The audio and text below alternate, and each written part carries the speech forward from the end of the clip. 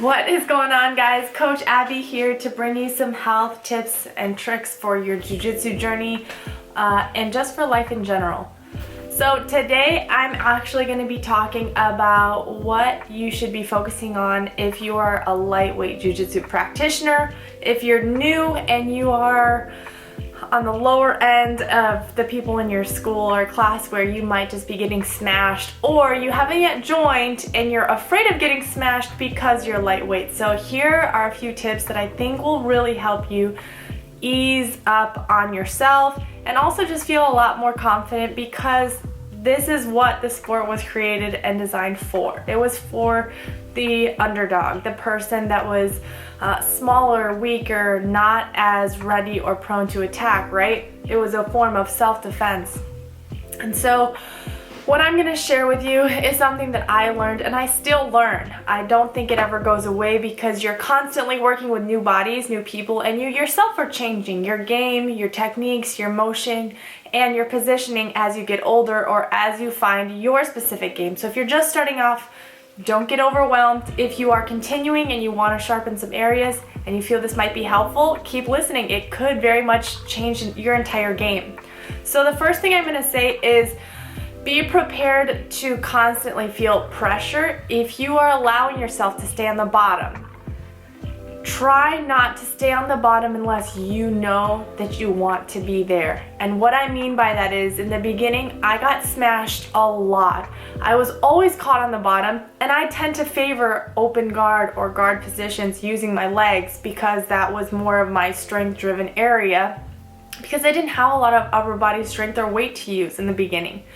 But what ended up happening was, once I realized I could use speed, agility, and flexibility on top of what I was already kind of doing, I tried my best to avoid just being stuck completely on the bottom. So if I was on the bottom, it was intentional and there was still leverage. So I still used my legs. I still had arm or hip control in some way or another. So do your best to not even get there. And that sounds silly because it's new to you and you end up getting stuck there. But a better way to think about it is maybe how can you get into a side control? How can you work on shrimping before you really get stuck in a bad place? Shrimping or hip escapes are one of the best warm-ups and first kind of beginner things that you want to learn and you want to do well, because it will always help your game, especially in certain positions where you feel like you're really getting weighed down on by somebody else in a side control or a mounted position.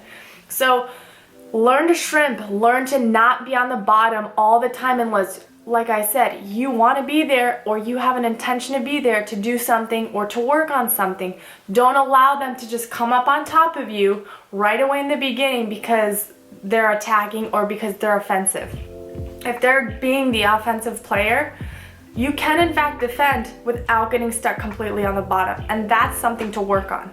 The second thing I'm going to say is, if you're a lightweight, usually you have some kind of speed. Don't be a spaz and hurt somebody, but use your speed. If you're light and you have less to carry, find a way to their back. Find a way to a solid knee on belly transition. Find a way to do something to where, like I said, you're not getting stuck on the bottom, like the first thing that I just mentioned. But secondly, you're using speed to avoid really bad cornered positions, or just having them actually solidify a position, because you're constantly moving and working on something or getting out of something. Your speed and your ability to shrimp, move, roll, get out of the way, especially when you don't know something, is going to save your life and save your game, because you in fact can be faster if you work on that, because you have less weight to carry with you, right? And the third thing I'm going to say is, if you're a lightweight, work on the things that will really work against somebody bigger. And what I mean by that is, if you find that you're going against somebody's arm and it's not in a perfect position and their arm is twice or 3 times the size of your arms together, maybe don't shoot for the arms right away. You can use it as a transitional move or a transitional submission, but maybe try not to execute on that if it's not working.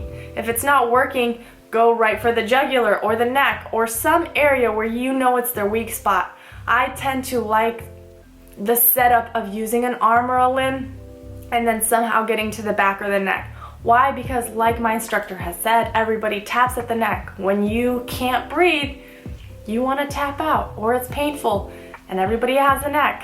So do your best to try to get to a place where you are legitimately going to be able to submit somebody, because their strength or your strength against their neck, that's something that's actually possible.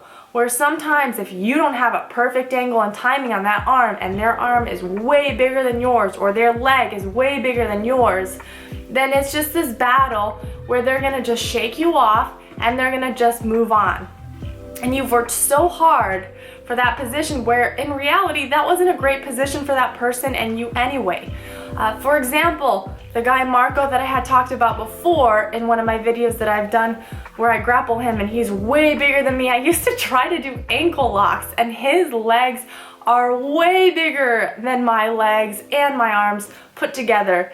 And it was so funny because I would try it just to know if it was there. And if I saw him move around and I felt like he was giving me something to work with, that I had potential.